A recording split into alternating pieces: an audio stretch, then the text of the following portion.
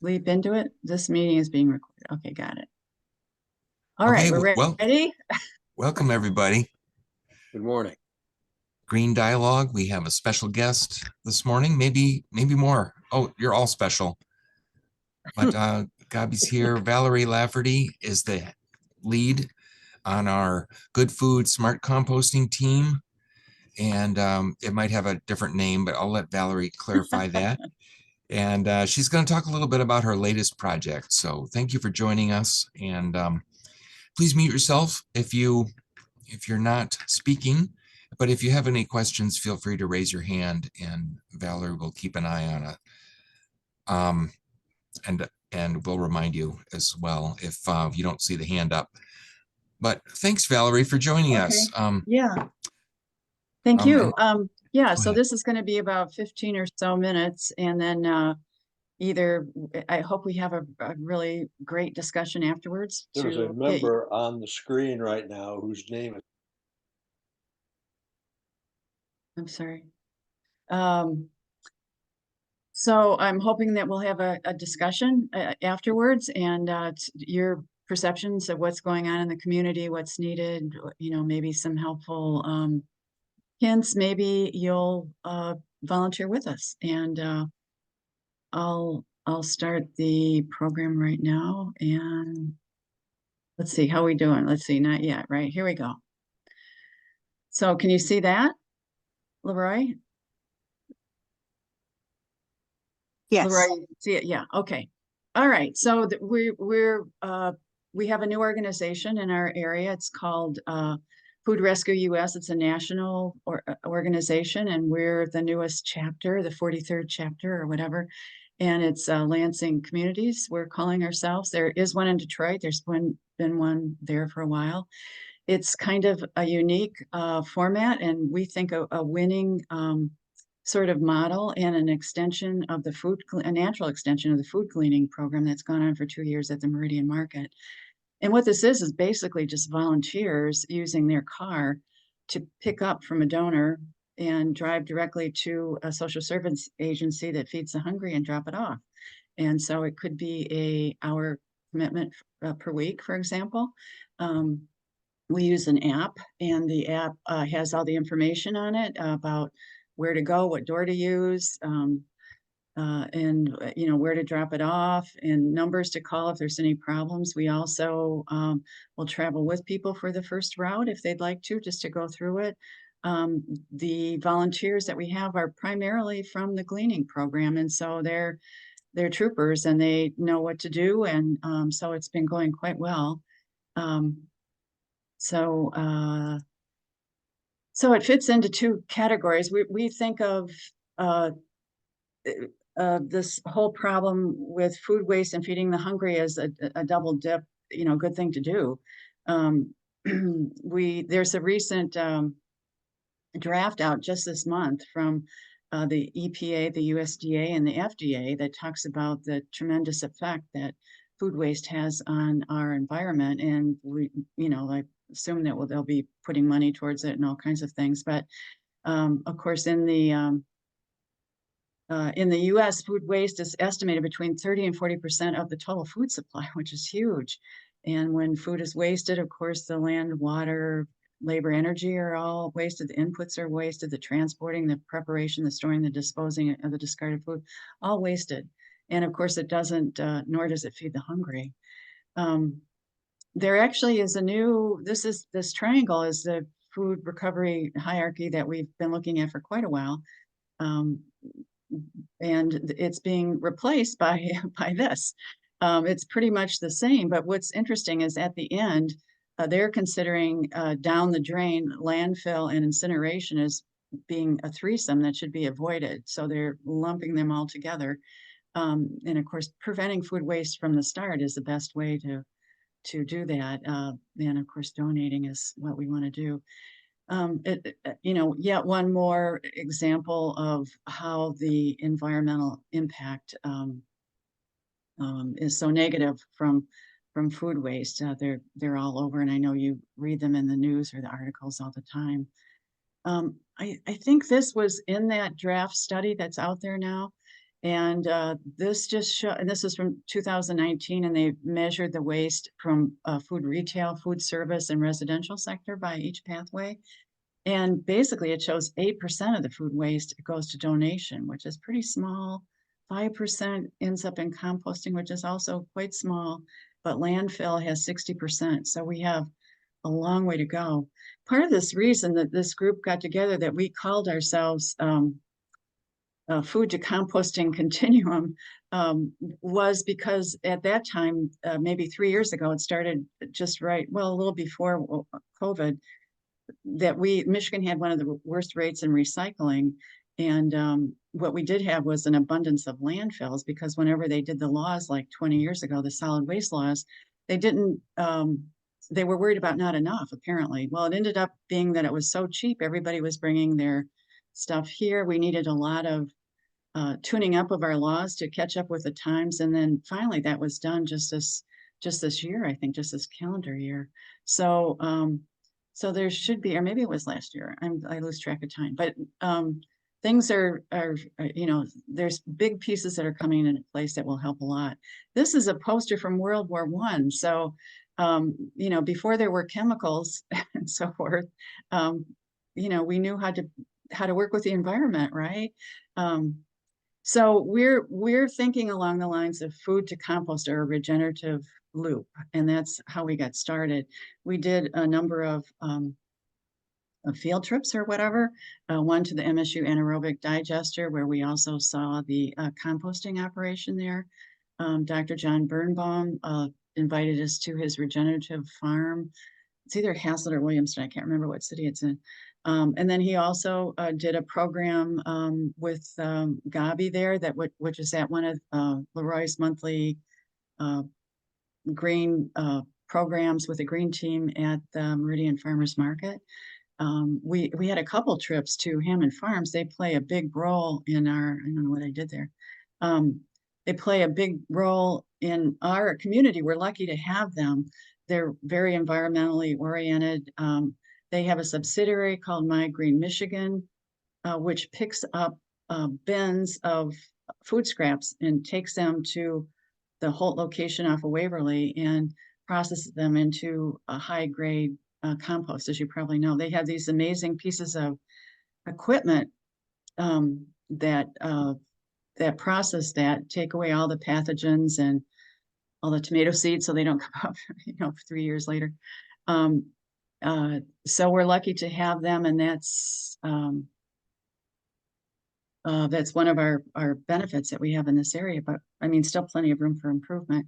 We also had speakers during this point of time, and this was just some I could remember, which helped us figure out the pieces on trying to do something about organic waste recycling, because we thought it was something that people like us could do. If everybody could just do something just slightly different, then maybe we could do something positive, or as Gabi said, save the planet. So we had some of these speakers, and they helped us puzzle together what's needed. And one of the things was we ended up with My Green Michigan light green bins, that were 2 of them at the Meridian Farmers Market, and Meridian Township generously underwrote the cost for the pickup of those, as well as the compostable bags, which, by the way, need to have this BPI certification, which proves they indeed will compost. They're not just some other combination of words where they're much like plastic and still in the people are struggling trying to figure out how to compost them. So Gabi and I, again, the Leroy printed out big posters for us, and we had these disposable bags, and we handed them out to people that were coming in to say, well, would you consider trying to separate your food scraps? And a lot of people said, oh my God, I've been composting for years in my backyard. And other people would go, oh, I'm so glad this happened. I've been hoping it would happen. I used to live in an area that did it, or my daughter lives in a state that's been doing it for 10 years, and it's so important. And we also had a few people that thought we were nuts asking them to separate their food scraps. But in the end, it ended up being 2 bins that are filled up at the market. And Valerie. people either bring them maybe in conjunction with going to the market. We see it as feeding both ways, that maybe we brought a little business to the market because people wanted to bring their food scraps, or in fact, we of course benefited because people were there and we could do more food scraps. There also is a food scrap, and there has been at Hammond Farms locations, on Old 78 in our area. I don't know if that's East Lansing, but they close it down in the winter. And then also the transfer station. And so anyway, that's there. Leroy had actually had these a year in place before that, but no one was sort of weren't using them as much. It really needed the educational outreach piece to get people excited about that.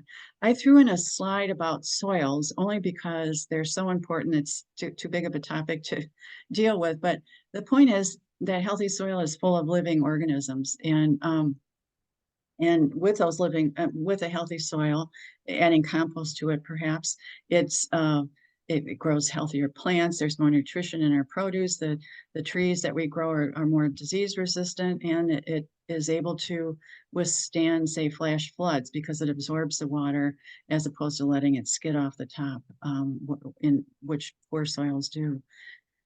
The other outcome was food rescue from that group, and there was 2 seasons at the market.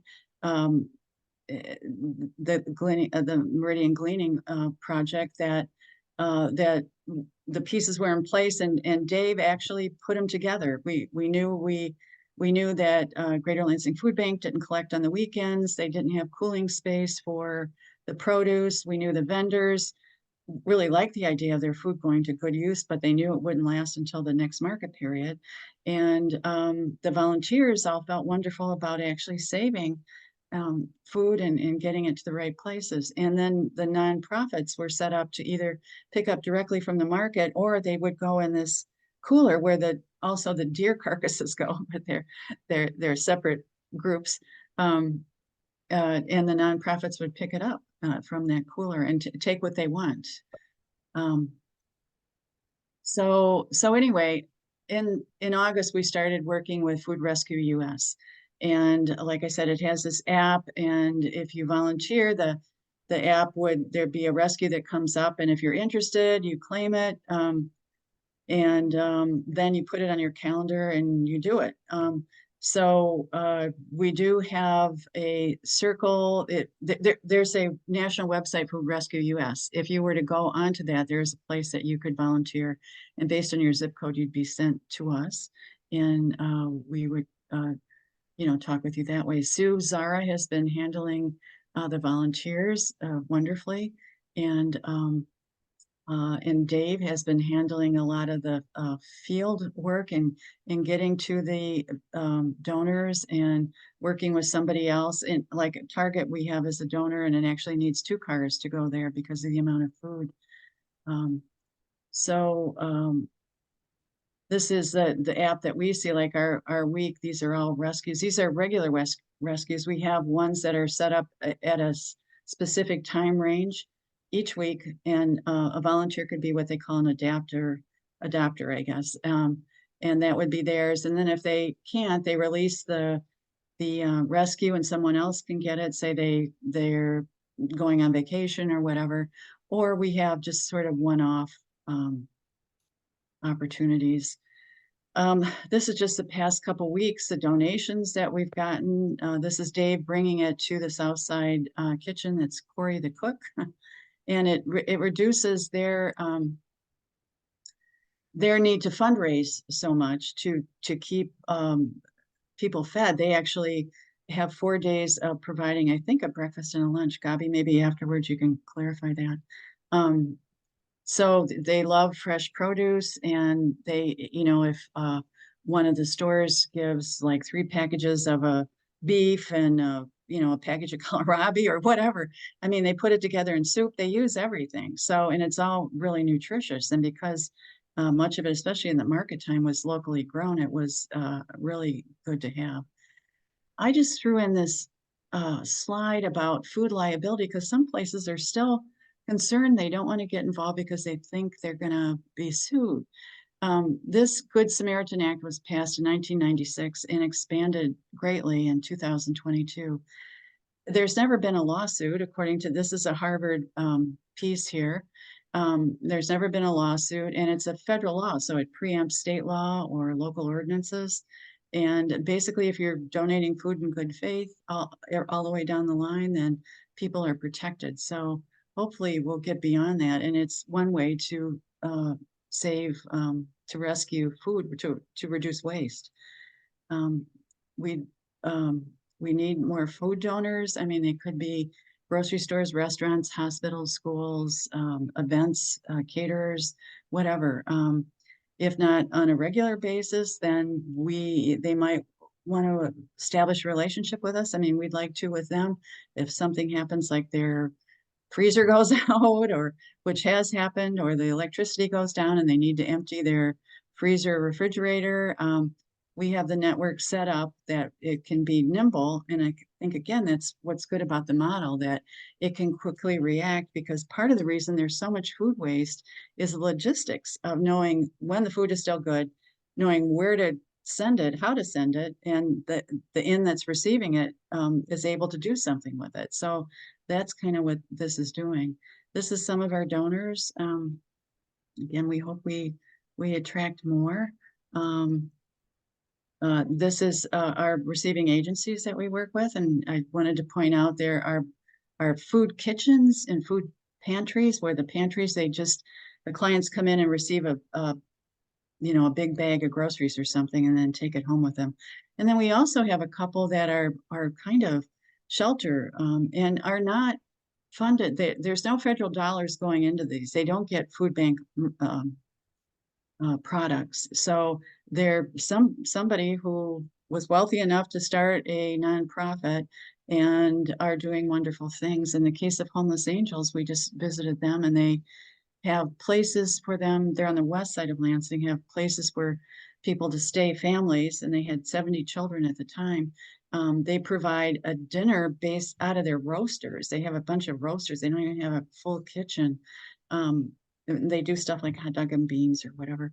And then they also have donated coolers in their lobby. And so grab and go food they have, or they put out food on the table that's sort of packaged food. So they're very thankful for that. Punks with Lunch actually is a program to deal with people that are on drugs or try to keep them off of it. And sometimes if they have food, the volunteers take it out to the homeless camps and give it to the people who need it. This is just a promotional piece that we had that we sent out to contact one of us. And there's a lot more information on the, which you can also find on the website, foodrescue.us.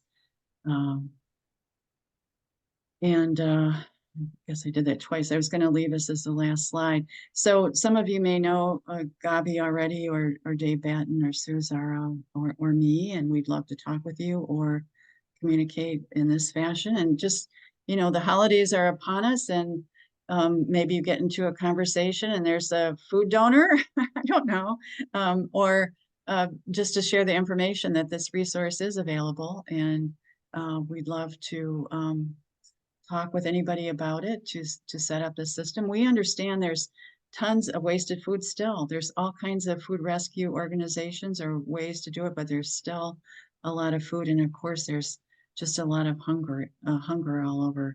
We're understanding from our agencies that since some of the benefits fell off from post-COVID, that their numbers are even, have almost doubled in some cases. So a lot of need there. So I don't know how many minutes that was, but I'm done. Leroy, and how do I get out of this? Okay, stop sharing your share. screen, and thank Okay, you. That was sure. amazing overview, and really impressive what you have all done. I want to make sure that Gabi has a chance to chime in. Yeah. But if you have any questions, feel free to unmute yourself after. Gabi, do you want to say add anything or subtract anything? I think Val did a really great job. I'm amazed. So no, that's where we are. Yeah. Great slides. Yeah. I'd love to share that with the group, and the speakers that you've had and all the things that you guys have done is amazing. I want to just quickly note that Ronnie Miller is here. She'll be with us next week to talk a little bit about the MSU Pollination Lab and kind of a food related, but as well as some of her community education and outreach.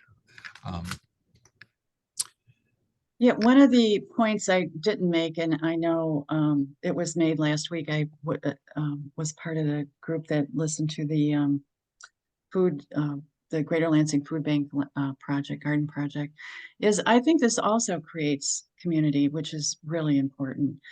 Certainly the food scrap group, you know, they were just so thankful. I wish you could have all had the experience. I guess it was really eye-opening. And you know, they're really supportive of each other. I think also in the gleaning program, feel the same way. And all those things, I think it means we can do something. We don't just sit and worry about all the problems going on, but we can actually do something positive. And it ends up having, you know, ripple effects, as you know. So good thing. I think Sam brought that up the last time, and I thought it was a really good point. So does anybody have a sense of do you know of food hunger going on in your area, or any maybe your social service agencies you work with or churches are also doing something or could use something, or any sense of what's going on there? Yeah, Sarah. So our church does hot dog Wednesdays every week, that we hand out hot dogs and apples and that kind of thing. And several weeks ago when I was there, I had somebody just come up. They're like, "Do you have any food? Do you have anything, you know?" And we had some boxes, and I said, "I have no idea what's in here. You know, I don't, whatever." And he's like, "I don't care what it is. I don't have any food." So, Yeah, I mean, that's our what hot dogs, like we hand out 150 to 200 every week, somewhere around there. But yeah, I mean, that's what we hear is people are hungry. we're hearing that too. And our 7 social service agencies, they're all in Lansing. They're in relative close proximity to each other, and they're all indicating they serve the poorest of the poor there, that really they wouldn't have anything to eat otherwise. So yeah, so we're hearing that too. Elaine? Yeah, I'm with Okemos Community Church, and we operate the food pantry for the 48864 zip code. And I'm not directly associated with the food pantry anymore, but I do know that our numbers have multiplied Okay, over the last few years. yeah. And We we have, also have emergency food available for people that ask. okay, And I do know, well, we're associated with United Methodist, and the Williamston UMC, United Methodist Church, does serve a Wednesday meal for anybody who wants to come. We don't do that at our church, but we do offer food for anybody that asks. okay. We did reach out to both the local ones around us in Meridian Township, and I think they, at different times, even during the gleaning, you know, 2 years ago, but I think their numbers were down or they have other sources. So, but we've extended invitations to talk with us, and we'd be glad to add them to the group.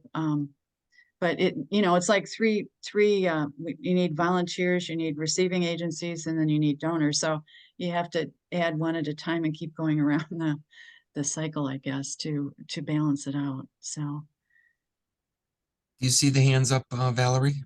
I don't. Oh, yeah, Kim. Hi, similar, I volunteer with the Hazlet Community Food Bank, and Oh. their food requests have almost doubled. Wow. So they they get part of their food comes from donations, part comes from the Greater Lansing Food Bank and that, but they also get apples from the orchard. I think it's in Williamston, or right on the edge of Williamston and Okemos, and they get some stuff from the farmers market, but not a great deal. Yeah, But, they've been invited by the farmers market, by the gleaning. Dave is here, so he can elaborate on that. So, you know, we'd love to work with anybody. I was gonna make a point and I forgot it already. So, Roberta, Yeah, do you take, or how would individuals get involved from the donor end? So, and the reason I'm asking is because I often have excess produce and I don't always know what to do with it. It ends up in my compost bin. yeah. I don't know that this model would help with that, but I know the Greater Lansing Food Bank has drop-off points on their website. They have Okay. where you can drop off at the different stores. We, you know, I don't know, did I already make this point? I guess what the system we have is we're not, there's no salaries, there's no building to pay for, there's no trucks, there's no grants to go after. It's just simply rescuing food. And I think by doing that, maybe it's a good model, especially to augment the other choices out there, because you're not building an institution that, you know, hopefully hunger, I'd like to think that hunger is going to go away, not be a permanent problem. So anyway, I just wanted to offer that. Roberta, go ahead. Or was that an old hand that's up? That's an Ronnie, old hand. Ronnie was first, I believe. Oh, I'm sorry. Okay. No, that's okay. I wanted to say hello to everyone. I wasn't able to speak last time I was here, and I'm looking forward to next week. But to Val's presentation, I'm actually really excited that you have this app. I've already signed up. Oh, wow. Great. That's great. Yeah. I'm actually from Nevada, and I've only been in Michigan a couple of years, so I haven't been able to be a part of anything yet. But in Reno, I was a part of this Reno Burrito project where we handed out 500 burritos a week. So it's definitely something I'm passionate about. So I just wanted to say thank you for sharing this. Oh, yeah. Thank you. I mean, I think it's so amazing. You can do like a double dip on two important things, like not to waste.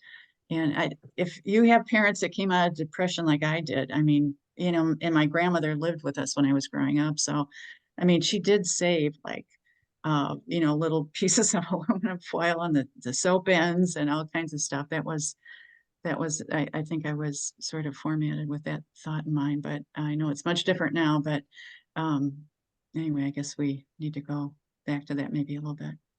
Gabi, you must have something to share. Well, I mean, as Val said, if you know any potential donors, we are happy to go and meet with them and you know, see if we can establish a relationship. We want to make sure we are not in competition with the food bank.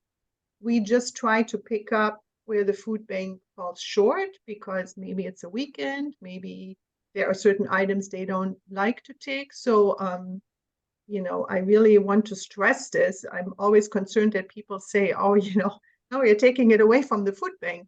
So that's definitely not something. And then I also wanted to just mention all of you who help at your churches and have people come and desperately ask for food. And I know this is not a free option, but are you all aware that Meijer has this flash food app now, where all the Meijer stores have like a vault by their customer service area, and food that's still good, but may sort of be at the end of the usable time or shortly before they expire. Meijer will put it in this vault, and there is an app called Flash Food. And you can go on the app, and for very little money, you can get a whole box of produce. It's usually $5, or it's other prepared food. Sometimes it's potato salad, or it's cold cuts. And you know exactly what you're getting. So you can pay for it on the app, again, for very little money, way less than you would spend in the store. And then you go to the customer service area and say, oh, I paid for box number 5. Then you can get it. And I just think make sure the people who come to the churches know about this. I know it's not free, but it's a good way to supplement your food without paying too much. So please keep that in mind. And then the last thing I wanted to say, that the green food scrap bins, somebody just I saw last night, and she said she went to drop off her turkey carcass. So even if you are composting at home, we all know we can't put meat or turkey carcasses in our own compost, but you can take it to the Meridian Township green bins that Hammond Farms will pick up because they're a commercial composting facility. And she said that one bin was totally full on Sunday and one was 3/4 full. It's really nice to hear that even in the winter, people make the trip, even though they are not going to shop at the farmers market then and there. So keep that going. So Leroy keeps giving us money to have the bins. Well, it's your tax dollars at work. I know. But I just want to make sure that all of these things are still in your mind, even though we're going through the cold and dark season. We can still compost, and we can put all the stuff from the Christmas table. There may be a lot of extra food that nobody wants to see again as a leftover. All of that prepared food can go to those bins. Well, that brings up a point. I mean, Meridian Township does support that making community concept. I think both, with the food scrap collection, you don't know who comes to the Meridian market. They come from all over, but they can use it if they'd like it. Well, there's several other programs like supporting the community gardens and all that other thing. But anyway, it's very nice. It creates a great example. Yeah, food certainly impacts all of us. If you catch Bill McConnell, by the way, at the right time, you can get 400 hamburgers on their way to the anaerobic digester, right, Bill? Oh gosh. Oh, he's not, he's ignoring me. Yeah, I did want to mention that there's a couple other things happening related to food. One church is thinking about subsidizing compost bins as part of the compost bin sale. Has a community church that remains to be seen, but they're hoping to apply for a green grant to do that. There's also a compost bin sale where you get discounted compost bins, rain barrels, and things like that. That'll be happening a little earlier this year in June. And that will open up online probably in April or May. And then of course the market is indoors at the Meridian Mall right now. It's a good place to support your local farmers, get fresh local produce. There's still Michigan produce available. So it's a way you can make an environmental impact just by going to the market. And then Val mentioned the community gardens, and we have an updated you can see I think there's about a dozen community gardens in Meridian Township, which is a great way to, as Val was saying, build community, but also grow your own food, and fresh local food is hard to beat. Plus it's good exercise and way to meet your neighbors. Thank you. I wonder, Go ahead. Dave, do you want to add anything before we leave the topic? You're so instrumental in so much. Well, I apologize. I've had some issues electronically, and I have no heat, so I'm having a furnace put on, so it's kind of hard to hear you at points.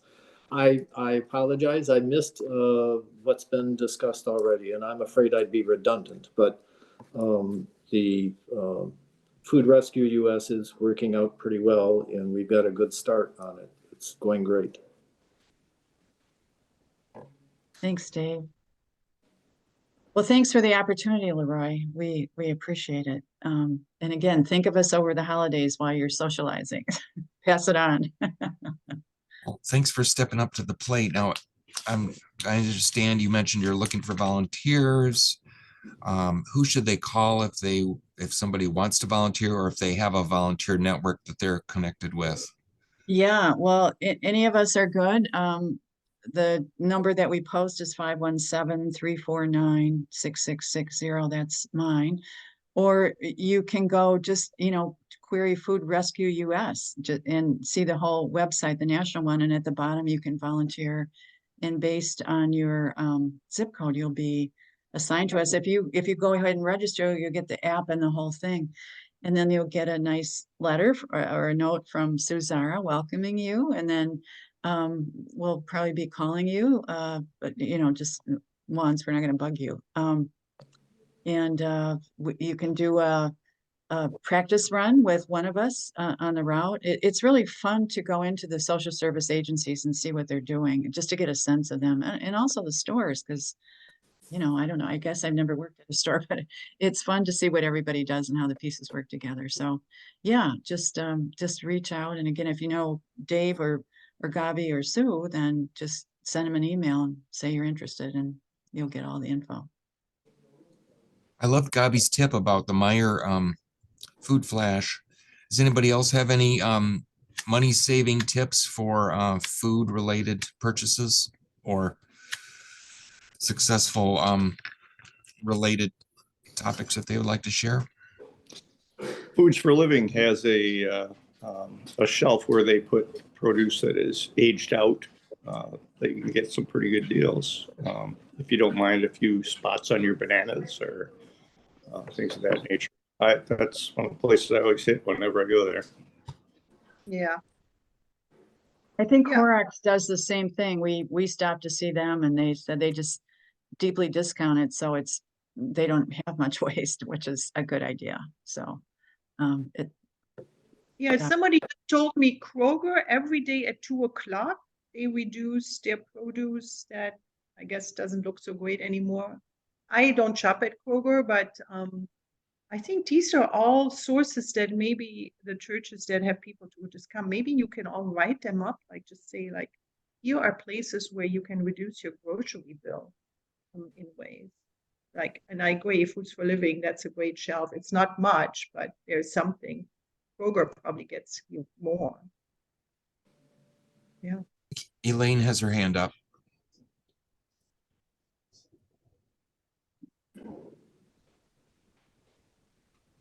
Oh, You're muted, Elaine. Sorry. Meyer has been a huge supporter of the local food pantries. They have this Simply Give program that you can purchase dollar amounts of food at the checkout, and they have double match days a few times a year where actually if you spend like $10, then $30 goes to the pantry of your choice. Our church advertises those to the congregation, and then we can give our money directly to the church, and then someone will go out and shop for that, and we'll get a couple $1,000 or more on these match days for the pantry, so it's really beneficial.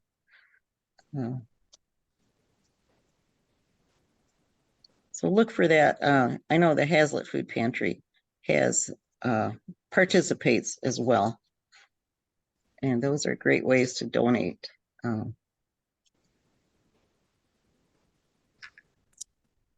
recently been contemplating maybe a food budget when I realize how much I impulse buy, whether I'm at the grocery store or fast food, whatever. And as food prices continue to go up, it's fairly appealing to want to look for ways to save.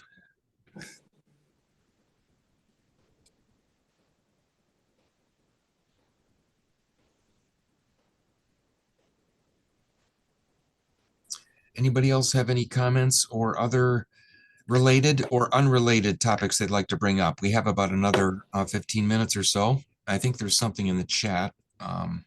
Leroy, Go ahead. This is Roberta. I just want to toss in. I can relate to what you said, Val. I grew up with a mother who lived through the Depression and never threw a single thing away. A single thing, anything, not one thing.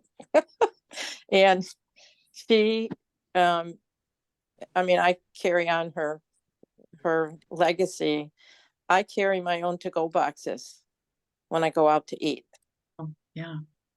And sometimes it feels awkward, but every once in a while I'll get a server who says, "Oh, that's a good idea." Mm-hmm. And it's like, "Oh, good, thank you." Someone thinks like I do. So many things we can do. Thanks for your presentation and your work. It's awesome.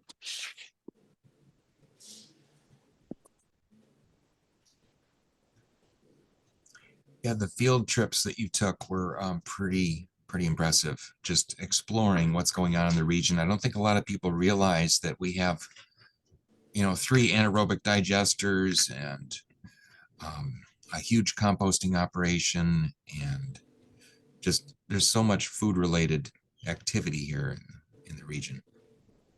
Probably a lot of research at MSU on the topic as well. Kim?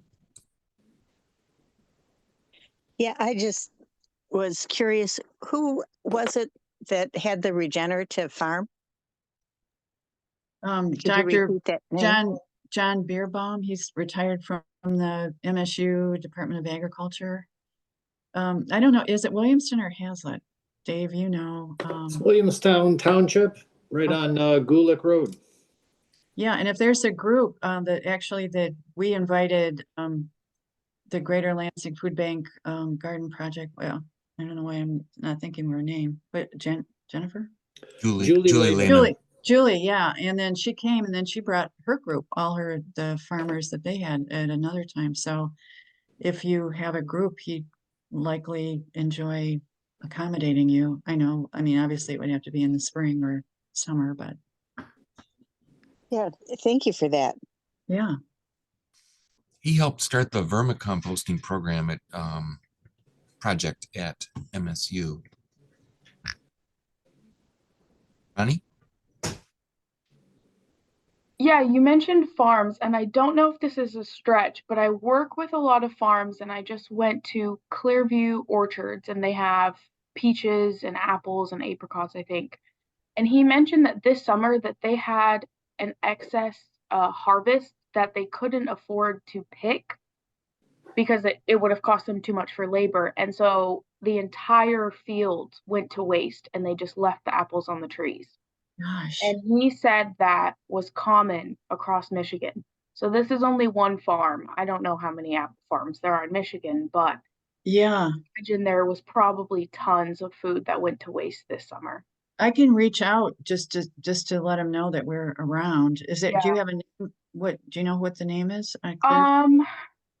Oh man, I can't remember his name. Okay, that's okay. Yeah. I know the Greater Lansing Food Bank has a farm gleaning program, but I think it's primarily with the MSU farm that they have. So when Yeah. you need extra hands, yeah, I mean, we could probably muster something like that, and I think it would be a lot of fun to do a little bit of that. But currently we probably pick the easiest. The grocers are very, very easy and so accommodating. They box it and they help you carry it out and all kinds of stuff. And then they're so happy that you're taking it. When we went to Whole Foods, the employees and then the people that brought back from the different departments their excess, they were just thanking us all over the place. So it's like, wow. Yeah. I used to work at Walmart for a couple of years, and the amount of food we threw away a day broke my heart. And we tried like the marking down, we did try marking down, but there is just some of it you can't salvage, and it just went straight into the dumpster. Yeah. Yeah. Well, hopefully we can all do a little more, and when Leroy has his presentation 5 years from now, the statistics will be way improved. Let's hope. I will be compost in about 5 years, but maybe someone else will be doing the presentation.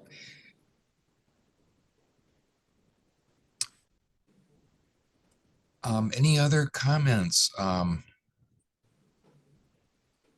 wanted to try in about 10 minutes, I'd like to try a poll on Zoom. I don't know if it's going to work or not, but some of you want to stick around for a minute. But what other questions? We've got quite a group here between Dave and Gabi and Valerie and Ronnie. Elaine was in food service for quite a while, and Bill does a lot with food. Do you want to say anything, Bill, about your efforts?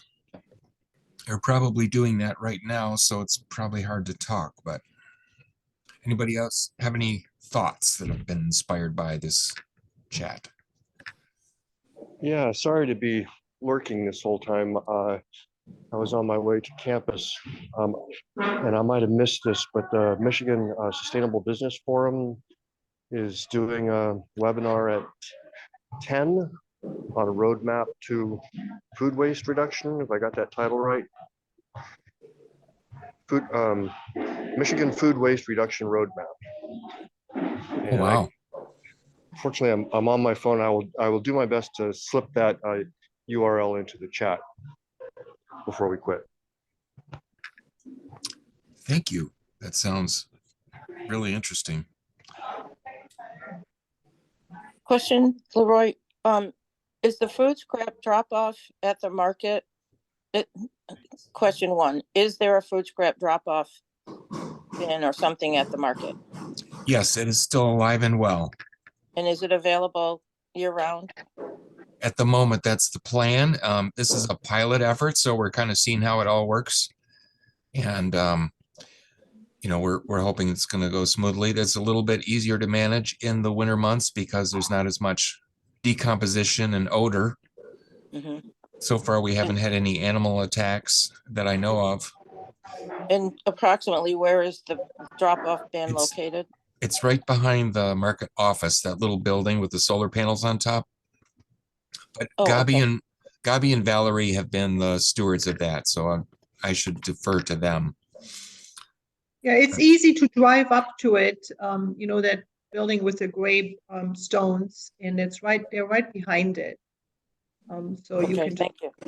This important thing is do not put any plastic bags in it.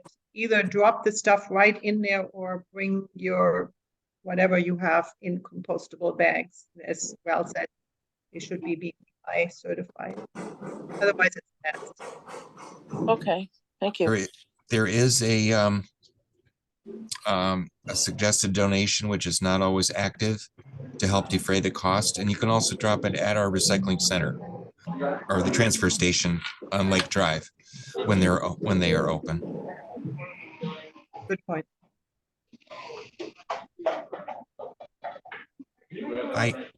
Sam has got a question. Yeah, Val, I was just curious at the beginning of your presentation. I think you mentioned that your organization is in a couple other cities, including Detroit. Do you guys collaborate with these other groups, or I'm just curious how you're connected? Yeah, well, I've talked with them, and actually the reason we got Target was probably because of them, because they had a relationship with Target, and they had a relationship with Target because when the energy or the electricity several times a year before, and so they were called in several times to help empty out the freezers and refrigerators and disseminate it. So to that extent, but mainly the volunteers are local, and it's wonderful to get a chain on the donations, but the social service agencies would be local. So we do have meetings. We have meetings with someone every other week, and there's an IT person that helps us, and there's a social media person that's available to help. We have documents that are kind of mocked up that you could use, so they make it easier to function, which is helpful. No, that's collaboration. If you're meeting every other week, that's great. Yeah, I mean, we are part of a national organization. Oh, yeah. Website, and so nicely enough, they let us use their app for free. Usually, there's a cost to it. So, because we're small, they just integrated us. So, we are just part of a national thing, and they're very supportive. We have to say. That's great. I think they're funded by grants, and they're mostly an IT. I think that's but a not nonprofit oriented. There's other apps that are out there, but they're in fact, we had a presentation by someone, but it was more like someone trying to seemed to be more money motivated, or as opposed to nonprofit motivated.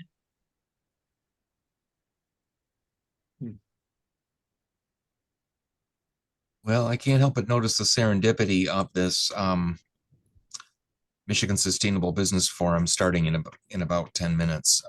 Is anybody going to tune into that? I might. Yeah, I think I had it on my calendar, but there's so many things out there, the food councils, and it's hard to know how to make the best use of your time.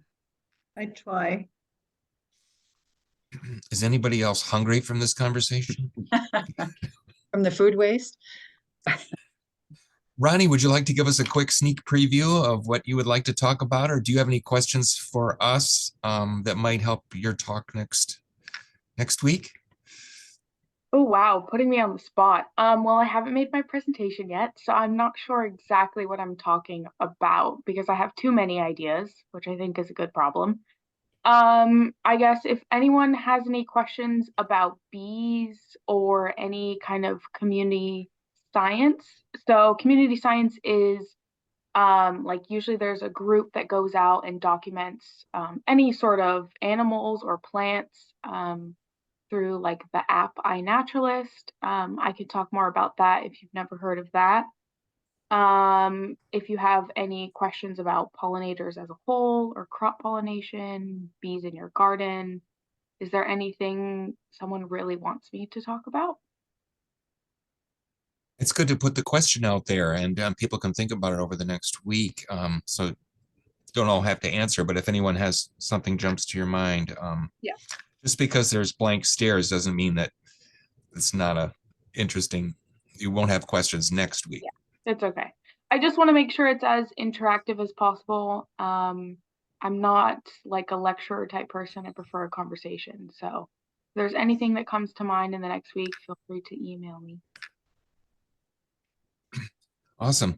And maybe we can get a report from Gabi or Valerie or anyone else who attends the forum shortly as well, if there's time. I don't want to detract from what you have to offer, Ronnie. But I actually ran into Ronnie at the community solar project. There's a lot of pollination going on there, and maybe she'll talk about that next week. But there were several students busy at work doing some data collection, and it was I'm really excited to hear more about what you do. Yeah, I love that solar park. It's one of my favorite sites because we get to go in the solar panels and there's so many flowers and you hear the buzzing of the bees and the buzzing of the solar panels. So it's actually really cool.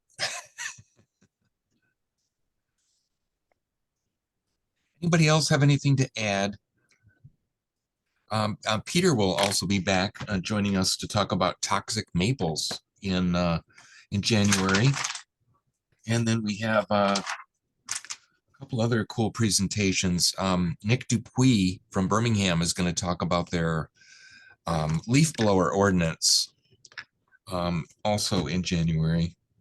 And if any of you have talks that you would like to share, or just conversation topics that we want to learn more about, you can put those on the calendar. Leroy, would you refresh my memory about what day my presentation is? January 10th. Okay, thank you. Thank you for asking. So Leroy, did I see news? Was there a trail ribbon cutting? Yeah, last Friday, the phase 1 of the MSU to Lake Lansing Trail kicked off, and behind the music school, there's a beautiful new bridge right across the Red Cedar. Some of you were there, I believe, or have been on that trail. It heads over to Foods for Living, and eventually is gonna be in this June, I believe. Phase 2 will be complete behind Campus Hill Apartments and behind Bruce's neighborhood. So that'll be a really beautiful trail connecting miles and miles of trails around the greater Lansing region. Yeah, it looked, I just saw, I guess a quick article on it, but this is an exciting trail. Boy, and I started looking at the map of it, there's some real challenges there too, you know, getting under, or how, I don't know what's going to be the next way that they get across Grand River Avenue or under Grand River Avenue. I'm not sure, but some real engineering challenges. Looks like exciting work. It's going to use a crosswalk to get across Grand River. Oh, okay. So we're going to go because- up and go across. Okay. Yeah, yeah. Yeah. And there was something else I was going to say. Oh, on I think it was the Friends of the Lansing River Trail Facebook page. Someone did a time lapse bicycle trip along the new trail, which was kind of interesting to watch. It lasts about maybe a minute to run that whole thing. So it was pretty cool. I noticed too, the next phase, or one of the next phases, it looks like it goes up maybe Okemos Road, but up to Hazlitt Road, instead of going through one of the township parks there. Is there, I mean, I know there's been all sorts of planning. I'm just curious. Seems like it could have gone through the park, but maybe not. Maybe the idea of going on along the roads there was. Well, it empties out by the Gaylord Court and the railroad tracks across Okemos Road. So it has access directly to the parks, and also a little further north on Okemos Road, it connects up with the interurban trail. So they have taken that into account. So it does dump right into the parks there. Yeah, I'm sure there's lots of reasons for the routing of it, no doubt about it. But and when you see just the end product, you know, questions come into your mind how this works. It's great. I'm really excited for that trail. Do I understand that you got a national award for some trail work, Sam? Probably. I mean, I know I've had a couple of awards for trails. I've been doing trails before they were called greenways. They were called linear parks. When I started doing trails in Battle Creek, it was a linear park around the city. But yeah, in Detroit, I got involved with Tom Wywoody, you know, who is the with the Community Foundation, had the Greenways Initiative grant, and he used to joke about how he was funding my kids' education because he had so many grants going with the foundation, but it was really all about the trails. It wasn't about my kids going to college. So, but those are just great community projects, no doubt about it. Well, maybe that'll be an upcoming presentation, but I want to make sure that we all give Valerie and Gabi and Dave gratitude for showing up, and thank you all for being a part of this, and for Ronnie for doing the presentation or the discussion next week. Thank you, Valerie. Yeah, thank you. Thank you. And if any of you want to stick around for just a couple minutes, I just wanted to experiment. Stop the recording here, but oh, what the heck, I'll just leave it go. I just have a quick poll, if I can find it here. Now I'm not finding it.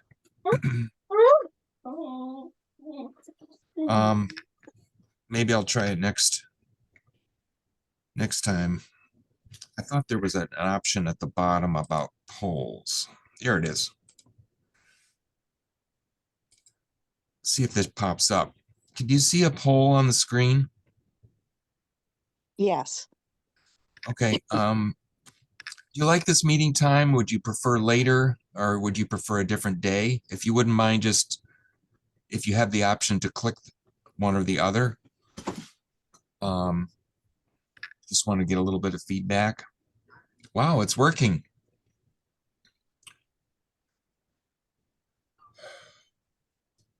Hey, Leroy, I was just going to mention is